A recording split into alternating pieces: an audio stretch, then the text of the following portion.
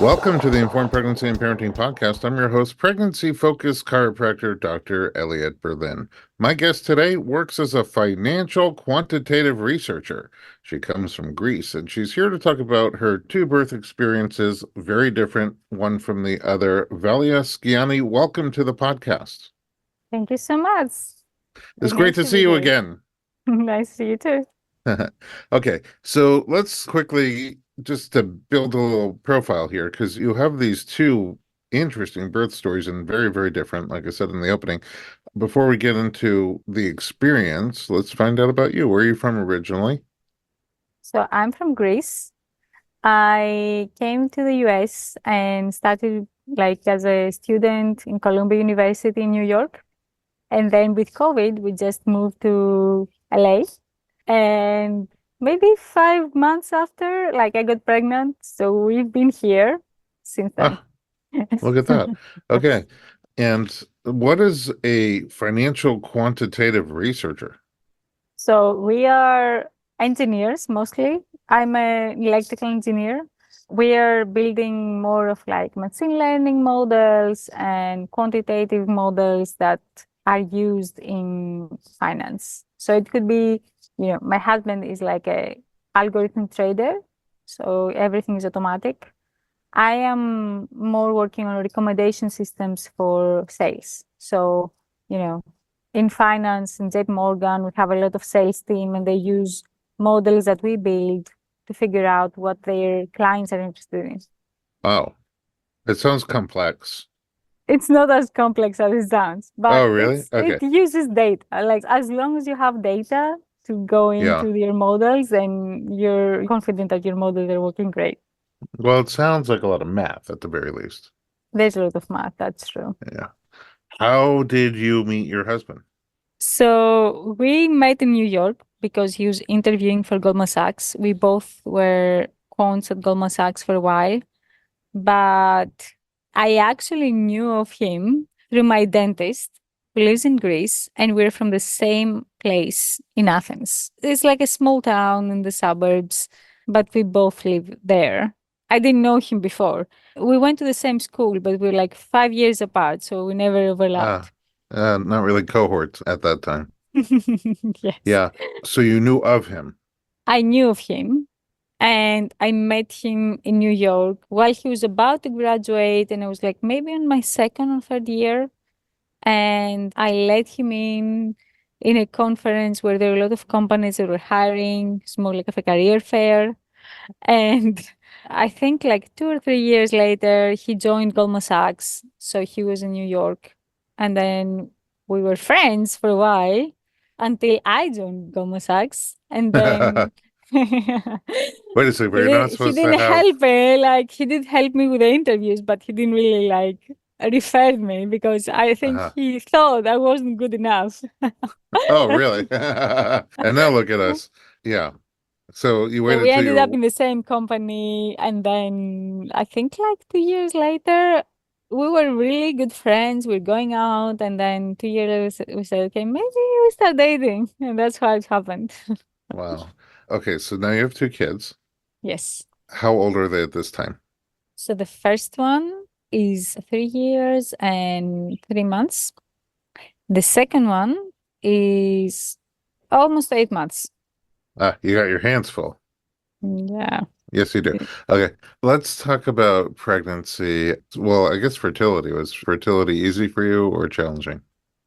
So we never planned about it. I was always saying to my mom, I don't have any kids. And even my husband, I was saying, if you're marrying me because you want to have kids, I don't even know if I can have kids. I was If you never can like, have kids, yes, I was why always wouldn't worried you? because, sometimes I would go to my doctor and they were like, you're a bit of like underweight. Maybe like you'll have to take some vitamins if you want to have kids because they were asking like, are you married? Are you dating?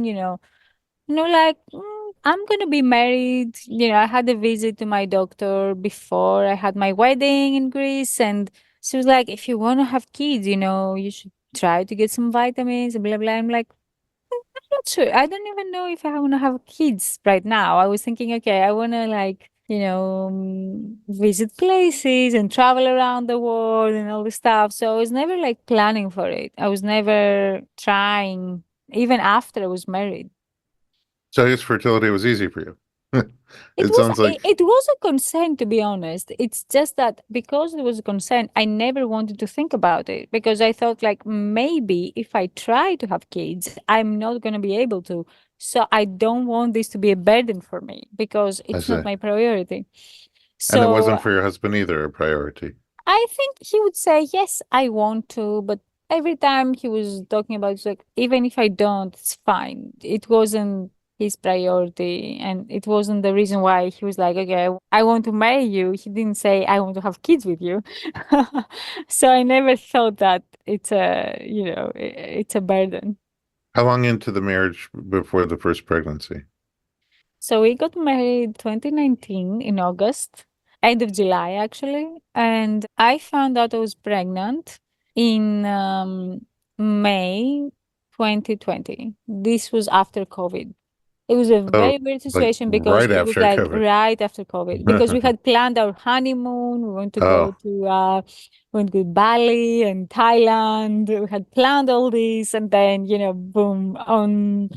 March they Not said no, no travel anymore. going anywhere. Okay, so literally just as some things are starting to open back up, you find out you're pregnant. And Yes. was it a surprise? How did you find out? Yeah, it was a surprise because I used to have issues and like I was never like on time with my period.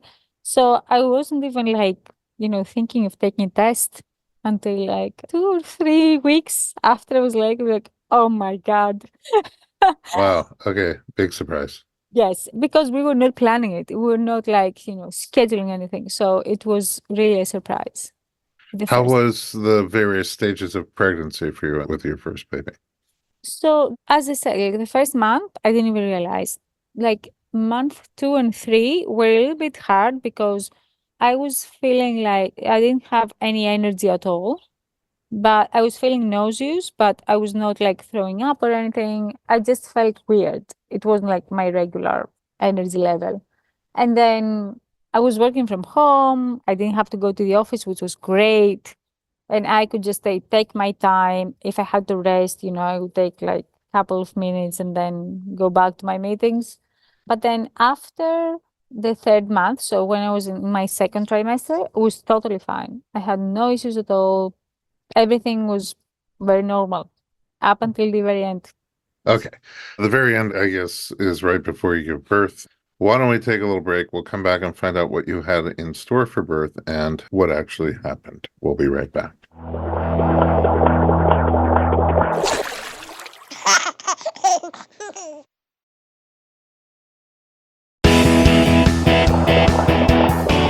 Welcome back. We're talking to Valia Skiani. And all right, first baby, a little surprise there. A happy surprise.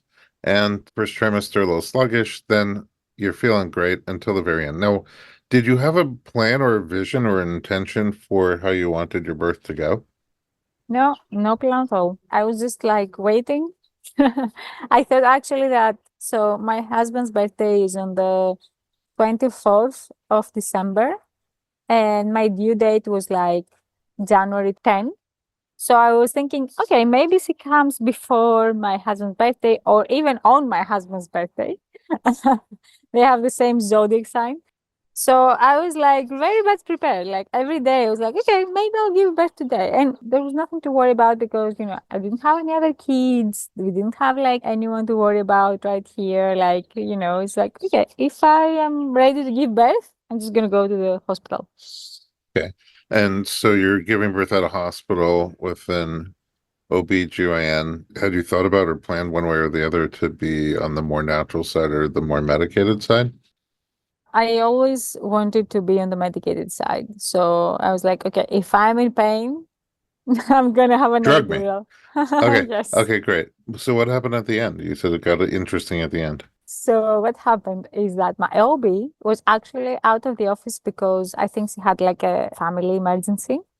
And I actually had to go to the office and say, okay, because my amniotic fluid was running low throughout the pregnancy. Sometimes like I had to go back to the office and check, and just in case like there was something. And every time it was like, okay, you have to just drink more water. But at the very end, it was really running low. So when my OB was out, I had someone who's helping her to check. And they were like, okay, maybe, you are actually running low. So I had one of the doctors in the office, was eventually Dr. Katz, who's great, to come and check. So the day I went, he said, okay, let's put you on a monitor just to see if the baby is okay. Then they check the fluid and they're like, okay, you're probably going to be induced because, you're running low with your fluid. You have to go into like an induced labor. And he was explaining me, what the whole process would look like and stuff. But I never thought about it because I thought, okay, maybe it's probably going to be like, my water breaks. I'm just going to go to the hospital. So I never thought about it. And I didn't expect that it would take so long. So he said, do you have your stuff packed? I went back home. I took my stuff. I went to the hospital. And I was pretty fine about it. It just that I thought, maybe like for a few hours they induce me and then I'm done. But it wasn't the case. Oh, you So, really didn't. Yeah, you didn't look yes. into it too much. Yeah, I hadn't researched at all. So, and even my friend was induced. She was induced, but she had her water broke before that. So it took like maybe like 8 hours, but mine took like 26 hours or something. Oh, wow. Yeah, So I went that's in more on typical, Monday. I would say, with the first baby. Yeah, so when I was doing it and after I was done, I was like, that's so long. But everybody I talked about after the fact, they were like, yeah, that's typical. This is what happens when you're induced. So I went on Monday afternoon around 3, they prepped me, everything, and I gave birth. So I was actually in labor on Tuesday around 5, and then 5:11, I gave birth because the baby was ready to go. Oh, it was Mm. very quick And I once you just started pushed pushing. like 1 or 2 times, done. So No. it was very easy, it was like the process before that. It was, you're induced, you're in pain. I was in pain for a couple of hours. They gave me some medication. Then I had the epidural. Then I had like the balloon. So, I did a lot of things that I didn't know of, but they weren't like, I felt it's okay. And then when I was about to give birth, well, there was an instance around noon where the doctors came and was like, the baby's head is not exactly right. Like they should turn a little bit. And like, what happens if they don't? Like, whatever happens, you're gonna have your baby today. So they basically said, even if they don't turn, you're gonna have like a C-section, and you're gonna have your baby. So this is when I freaked out. But an hour, 2 hours later, another doctor came in. She said, "Yeah, the baby's position is fine. It's gonna be like we're gonna try for a natural delivery." And after that, when I pushed like 2 times, I just saw, my baby. And then the moment she was like born, I was like, I had no pain, nothing. It was such a relieving feeling. Like it Mm. was so great. It was amazing. And then even after that, even when we had to go out of the hospital, 2 days later, we were like begging the doctors to say, can we just go? Can we go home? And I felt so great. Like I had no pain. Like, the nurses would come every now and then, taking the baby, taking me, and, everything was totally fine. So apart from the fact that I was not expecting the 1 day delivery, after that, it was great. Okay. So with your second pregnancy, also a surprise. Yeah, Um, maybe bigger surprise than the first one. the biggest surprise, you were thinking about maybe not having another baby, Yeah. and then another surprise. So pregnant again, though, you now know more about the experience of delivery, or at least like some of the things that they look for at the end, or what the hospital is like, or what the different interventions are like. Before you got to the end, did you have any thoughts on this one, how you'd want to do things similarly, or if there were things you wanted to do differently? From my experience for the first one and with all of my friends, like having the second one, they were like, okay, the second one is like so easy. It's gonna be like much easier than the first one. They all said you don't have to worry about it. It's so great. Your first one is gonna have a little sibling and blah blah blah. So like, okay, fine.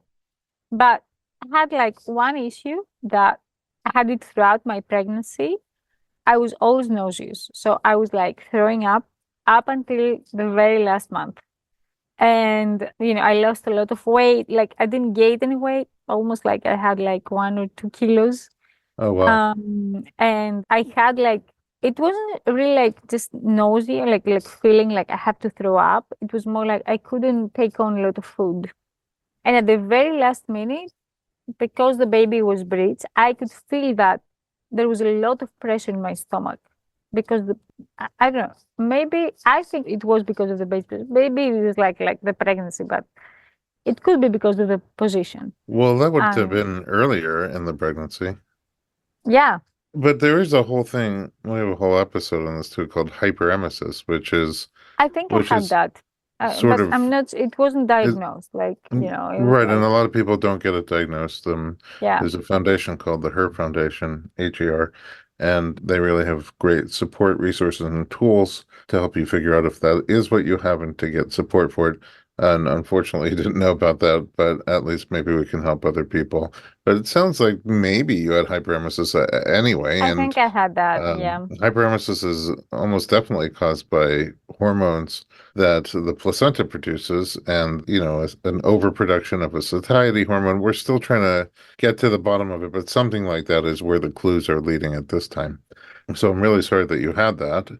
But in terms of birth, you were just sort of expecting, oh, this one will be quicker and easier because it's my second. Yeah, I was thinking it would be easy, but I think when I had my anatomy scan, which was like around 26, 27 weeks, the baby was breech. So they would say, she's breech, but she's probably going to be turning. So the moment I went to my doctor, it's like, yeah, by 36 weeks, most likely she's going to turn.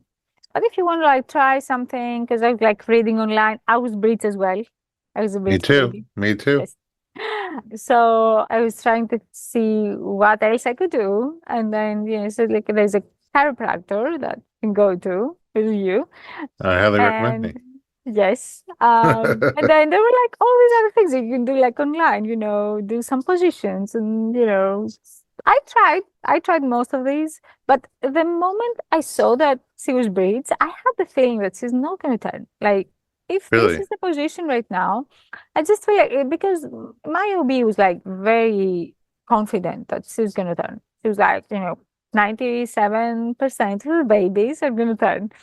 But for some reason, I felt like, I mean, my belly was not like, there's a little space anyway, but it's pretty petite. So I And had you also didn't feeling, like grow that much. You didn't. The baby did, but you didn't grow that much because of yeah, the nausea and vomiting throughout the pregnancy. yes, yes.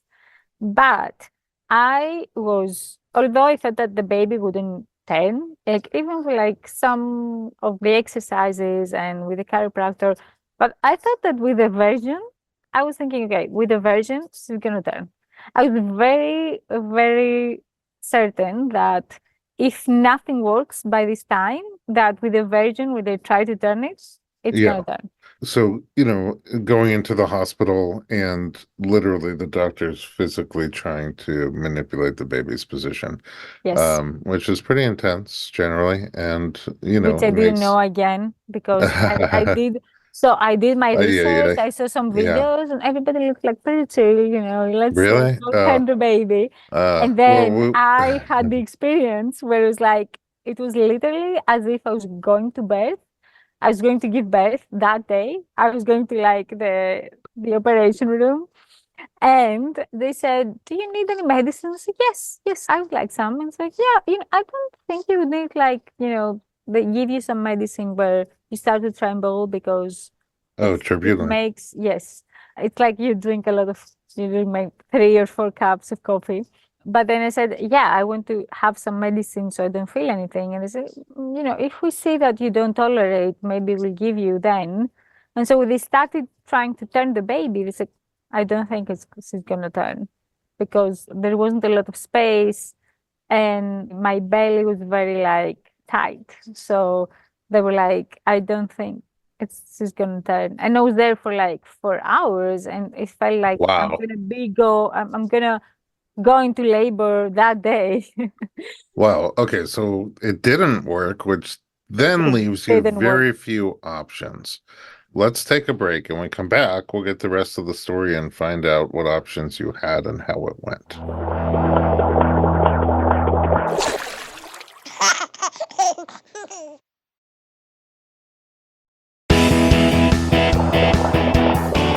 Welcome back. We're talking to Valia Skiani, and what an interesting story. Okay.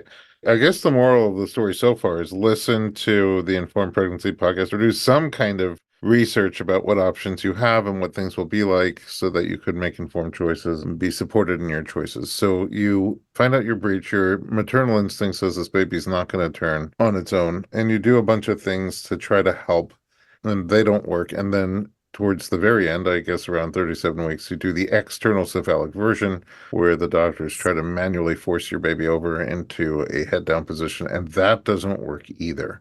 Now you only have a couple weeks to go, and generally, the option that is given to you is really just one to schedule a C-section sometime before your due date. Exactly. Um, so tell me what kind of options were presented to you or what kind of decisions you had to make. So before the ECV, as I said, like I was very confident it's gonna work. And we have a friend who's from Greece and he's an OB, and he said, most of the times, especially if you had the birth before, it's gonna work. She's gonna turn. So when this didn't actually work, I had been like looking into the regular birth delivery with breech babies, which is Oh, something vaginal that breech birth. happens. Yes. Yeah.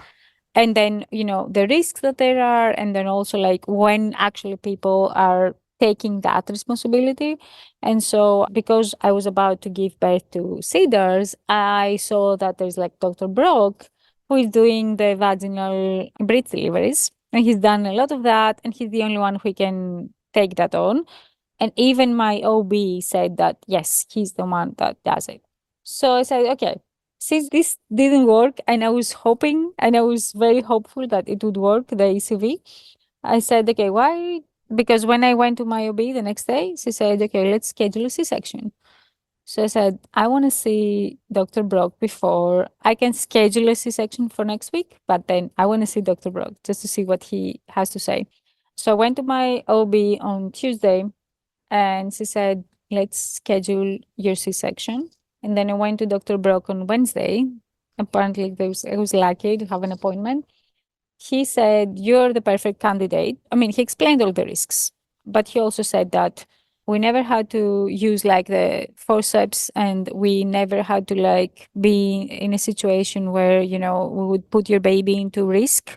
If we see that this is the case, then you're going to go into an emergency C-section, which is going to be like a little bit more traumatic than a scheduled C-section, but you're still going to have your baby, most likely no side effects. But he also said, you are the perfect candidate because, you don't have like any health issues. You had a birth before. It's not like your first one.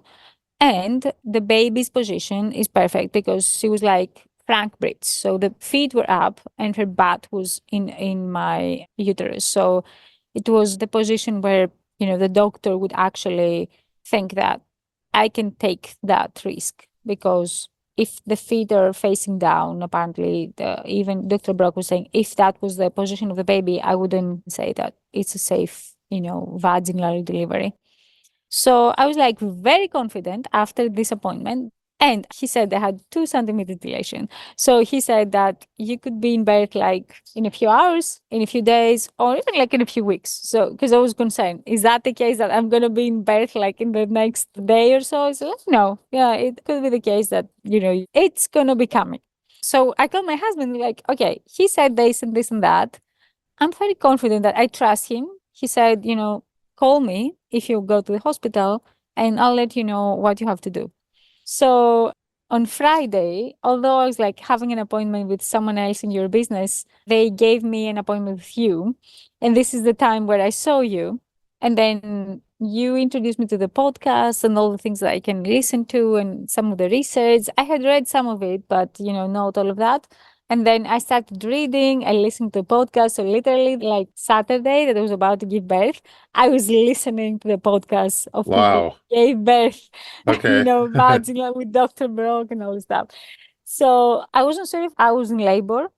My husband, my mom, who's visiting because he wanted to help, and my older one were visiting in Pasadena, visiting like the gardens over there. And I was like at home all by myself, like listening to podcasts. And then I called me like, I think I may have contractions because I never experienced that before. Oh, right, because you were induced with your first, Yes. So and you had an what I epidural, so you did. didn't really feel them. Exactly. I felt like the induced contractions where it was like very frequent. I could feel a little pain, but I never felt the actual contractions where you are in labor. So I told them like, I think I may have to call the doctors. And I literally called my OB and Dr. Brock.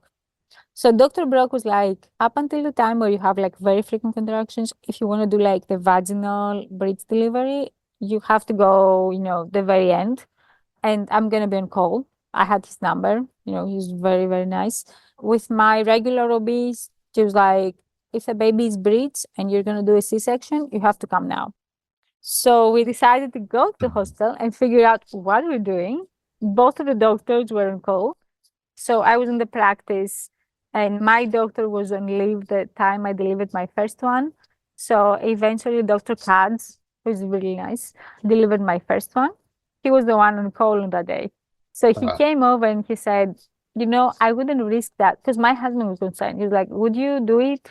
Because he said, if you do with Dr. Brock, then we're out of the picture. You do it with Dr. Brock, it's a not with totally me. different practice. Same Yes, hospital, different exactly. practice. Yes, yeah. So it's like if you're doing the total like we're out of the picture, you do your own thing. And then my husband was like, would you deliver braids, with all and all the stuff? It's like I wouldn't risk it with my family. So this is when my husband was very concerned. And although I really trust, I just saw him like 3 days ago. I felt like I would trust him 100%. It's just that because he said that, and my husband was there, and all of my family were like, you shouldn't risk it. I felt like there's not a lot of support to say, okay, I'm going to risk it. And I don't even know if it's a risk. I think I agree with like the art of delivering, breeds, but it's just like something that's very rare. But if you know how to do it, then it's so much better than, doing a C-section.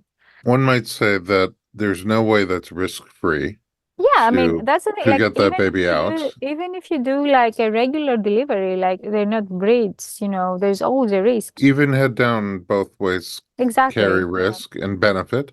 With breach, both options carry risk and benefit. The risks and benefits are different from person to person, both you and your baby, and lots of different factors. It's not your first vaginal birth. The baby is in a frank breech position, which is generally considered safer and easier to deliver. You're already dilating, you're already in labor.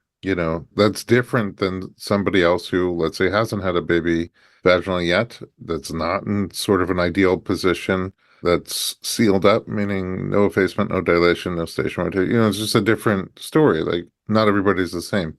And so the risks and benefits change from scenario to scenario. And even then, what risks a person wants to take for what benefits they get is a very personal choice. It's different from person to person. I mean, your husband asked the doctor, would you feel comfortable doing this for your family? And the doctor said no, which is, I'm sure, a very honest and genuine answer. And Yeah, because he wouldn't do it for his patients. So it's, that's the thing. Like if there were I like believe for him, half of the OBs in Cedar saying, I'm gonna do it, and then half of them, oh no, I'm not gonna do it, then fine. But if there's like only only one, one. yeah, They doing deliver it, then 9,000 you're like, babies a year, and only one of the doctors there does breech birth, offers that option. exactly. And that is true. But also, I think part of it is that I believe that he, for himself, for his own family, if you were his daughter in the same position and he has nothing to do with the delivery, just giving an opinion, I think that his opinion is those benefits are not worth whatever risk there is there. And that's what he also told you. Now, Somebody else might say the exact opposite. I bet Dr. Brock, for example, would say the exact opposite. But it doesn't really matter at the end of the day what I feel or what they feel or anybody else feels. It matters what you feel. And with the same exact, if I told you you had a 1% chance of this bad thing happening, 85% chance of a great vaginal delivery, and maybe almost a 15% chance that it's going to turn into a C-section, how you process that and what you decide you want to do with that could be entirely different than the same exact scenario for a different person. They might say, I don't want to take a 1% Yeah. risk for this benefit. Another person will say, there's no way I'm having a C-section if I have a 99% chance of X, Y, or Z. So, that's why we tell these stories. It sounds like to me that you ended up in this situation with very little time and not so much previous information about breech birth options. And like you were leaning towards doing the vaginal birth with Dr. Brock, who felt like you were an excellent candidate, and that your family was nervous about it and, Yes. kind of leaned and pushed with the doctor who happened to be right there in front of you. And they were kind of pulling you Well, more I for trust, so a he was cesarean. also like, it's not like, I feel like if it wasn't him that he delivered my first one, maybe I would be like, okay, fine, I'm gonna go with Dr. Brock. But because he delivered my first one, I felt like, okay, maybe, You had a it's relationship what I already. should, yes. And you had a good But experience. the C-section is not my first, like, I never had a surgery before. It No, was I'm my saying you first had a one. good experience with your first baby Yes, with yes, that doctor. exactly. Yeah, yeah, yeah. That same doctor, so why not Uh, trust it? I mean, that lends right. to like, okay, he steered Yeah. us right the first time. Okay, so in the end of the day, you had a C-section. It sounds like you didn't have support for the choice that you were leaning towards from the people around you. Yeah. I mean, if I insisted, it was my choice end of the day. But it's just like if everyone says like, "Oh, you shouldn't do it, you shouldn't do it," Yeah, and but that's then an I would be incredible the amount of one saying, pressure. "I'm gonna do it," and then something happens, I would be like You'd never forgive yourself, and liable. they Yeah. wouldn't either. Yeah. Yes. Okay, so you had the C-section. Now you've had a induced vaginal birth and you've had a cesarean birth. How did they compare for you? So I didn't expect that the C-section would be so bad because In what way? I thought you would feel nothing up until the time like they give you the baby, then you're in the operation room, then you can see the baby, you have it with you, then you go out, you're fine, which is what happened with my vaginal delivery. Like with the C-section, I started trembling. Like the whole time I was trembling. Like I didn't know that that's something that happens. And even my sister had like a From the C-section medications? 3 or 4 months ago. She said it has had the same feeling because it's like a much stronger epidural because you have to like, be numb.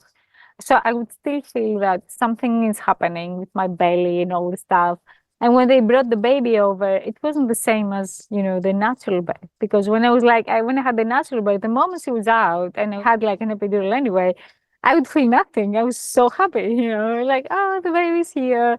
With the C-section, I was in their room and they were doing stuff on my belly. I had the baby coming over. They had to take it away, immediately. It's not the same experience, but I have to say that there are lots of friends I have that they had a much worse like natural birth delivery than my first one. I think my first one, although it took a little bit longer, it wasn't like that hard. It wasn't, that bad. So maybe that's why I'm comparing against that. But with my C-section, I could tell something was going on. Like I had a surgery, I had the surgery, I had the baby. Then it took like maybe 2 hours for the trembling to go away and then start to feel myself again. And I couldn't feel like, the feeling of, oh, I just had the baby, I'm so happy. That's what happened with my first one. It was more like, oh my God, I have to have a surgery, I'm trembling, I'm on medication, I have to have the baby. The baby was crying. Even the baby looked different because my first one looked, very like, it didn't look like she had some hard time. I think for the second one, it looked like she went through some, shock, Maybe that's in my head. It's just that the first one, the second one were very different. And I feel like if I could have the same experience with my second one, if I had like vaginal delivery, I feel like both her and me would be in a more like relaxed position that now that was very forced. Like I feel like there was a lot of force to take her out, do whatever they do, all the surgery and everything that's going on, and then show her to me, take her away, do whatever they have to do. With my first one, she was out of my belly, out of my, vagina, come back to me, and that was it. Like then she was in her, you know, Yeah. I think that this is your experience, and yeah, it there were a lot of people sounds that like really they had a very good experience with C-section. Even I my have a lot sister of said that patients who are surprised because they really don't want a C-section, and then they end up having one and are like, oh, that wasn't too bad. But of course, any vaginal birth can go well or not well. Any cesarean birth can go well or not well. yes, And even if they both go well, it could be an experience that you enjoyed or didn't enjoy, or preferred or don't prefer. It's just very personal. But what I hear you saying is because your first one anyway was induced, and medicated. But with that, it sounds like the process of bringing the baby out vaginally and then just holding the baby and bonding and, yeah, having some medication in you, but still being very present just was a stark contrast to having surgery, having someone pull the baby out of you yeah, abdominally, yeah. and then not being able to just immediately start bonding and snuggling with your baby was a difference that you didn't particularly enjoy. Yeah, that's true. But it could be because I was fixed that I'm gonna have a vaginal birth delivery. So I didn't really want to have the C-section. And I think I agree with I think what really like strikes me and it still is in my mind is what you have said, that if you have a door, if you're in a room and you have a door out, it's best to use the door to go out rather than just like, make Cut a a new hole in the hole. sheetrock. Yes. Yeah. So I feel like I have this feeling that, this is true if it's possible. I know like I trusted that even with Dr. Brock, it might not be possible. Like it could be that I do end up with a C-section and might have been worse than, the schedule one where, you go and, you're going to have your baby now. And it's more like of an emergency one. Okay, we have to do it now. And it might be a little bit more shocking. But on the other hand, I feel like if it's possible to just deliver it naturally, which has been happening for a lot of years before the C-section was there. My husband's mom, like my mother-in-law, has delivered the first one, breech with the feet going down, like not even Oh, pointing. wow. Okay. And Yeah. then she had another two. Yeah. So Wow. I Oh, don't think, I mean, there is a risk. Yeah, I see that. you And know, no epidural. wow. Because it was back in the days. Well, that's when I was born also. They didn't even know I was breech until I started coming out. Yeah, and Oh, I was breech. My mom was like, she was like, she had the doctor said, okay, we're gonna do a C-section. And then with second one, my sister was fine, but they said because you had a breech delivery before, now you have to do another C-section, which right. So now is that's not what I was gonna going to tell happen. you. If you have another surprise baby, I hope I won't. yeah, you I'm never not know planning. with you. You never know with you two. Oh no, Uh, if I have another baby, I'm definitely gonna do vaginal VBAC. delivery. Yeah. And then you'll be with Dr. Brock again because he's the Yes. VBAC king. I think, Um, but even like most doctors would do the VBAC now. a It's lot not of doctors do VBAC. Most is hard to say. They used to it's be not harder as to come by. it's more frequent than the vaginal braids. Here in Los Angeles, there are huge swaths of the country where you can't find a doctor who will support it. But yeah, and the other doctors in your practice, they do VBAC all the time. Dr. Brock sort of has this reputation as the VBAC king. So Yeah, I would hope that Dr. Brock would do the ECV because he said he's very successful. And he's the as you best know, at it. I He should does so have done many. this first. He does Yes, so many I should because have people done this switch to first him. and then go for the Well, no, vaginal. we can look back and learn from it. And it sounds like you have. But also by coming on here and sharing, give perspective to other people who might end up in the same Yeah, position. it just So I think that it's possible, and I don't think there's like so much risk. And if you read like, because I have a PhD, I've written like scientific papers. So if you read the papers around it, it's so risky. It's just like a little bit riskier than doing, when the baby is in the right position. right. But the stats that we have don't really look deeply into selection, Because it's like right? 3%, right? It's very low. It's it's very overall. unlikely that you're gonna have a breech babies, and that's because they were like, okay, if you have this situation and we don't have a lot of stats around it, we're gonna go Well, with like the we safest we have the version. study from 2001, and in the study there wasn't a whole lot of selection done. So it wasn't like, okay, in this group of people who have frank breech babies who've already had a birth, what is the risk or benefit of a vaginal breech versus a cesarean breech? And that's where I think we run into trouble, because some people are such a good candidate for vaginal breech delivery that they may very well be a much better candidate than they are for a cesarean breech delivery. But Yeah, that's for a whole nother episode. I am sure. so grateful to you for joining me today and sharing your very personal stories. Thank you so Congratulations much. to you on your Thanks. pregnancies, your surprise pregnancies, and I guess your surprise births. And, who knows? If there's another one, we definitely have to start Hopefully not. podcasting early about it. Hopefully not. Hopefully not. Maybe Hopefully I'll not. see you at the office soon. Yeah, you don't have to get pregnant to come to the office. You Yeah, can no, come no. by anytime you want to. Valia, thank you again for joining me at home. Thanks Thank for listening you. to the Informed Pregnancy podcast. For more pregnancy and parenting information just like this, visit us online at informedpregnancy.com.